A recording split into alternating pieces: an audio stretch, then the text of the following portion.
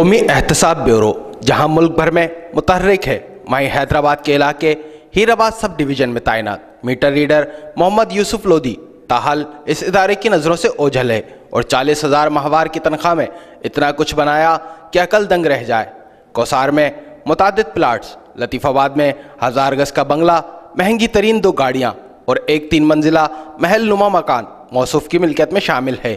جبکہ 2 بیٹوں نے ملک کے مہنگے ترین ادارے میں تعلیم مکمل کی، جن کی نوکریوں کے لیے کم آمدن والے اس میٹر ریڈر نے لاکھوں روپے رشوت کی بھی افسران کو آفر کر ڈالی۔ 40,000 ماہوار کمانے والے اس میٹر ریڈر کے پاس اتنی دولت اور شان و شوکت کہاں سے آئی، یہ پتہ لگانا اب نیب اور دیگر متعلقہ اداروں کا کام ہے کہ وہی اس جادو کے چراغ کا پتہ لگائیں کہ ایک میٹر ریڈر شہر کے امیر ترین لوگوں کی فہرست میں کیسے آیا۔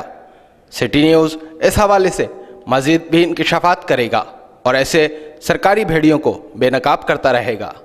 ہم لاتے ہیں ٹاپ نیوز، آپ کے فیورٹ ٹاک شوز اور انلمیٹڈ انٹرٹینمنٹ صرف یوٹیوب پر۔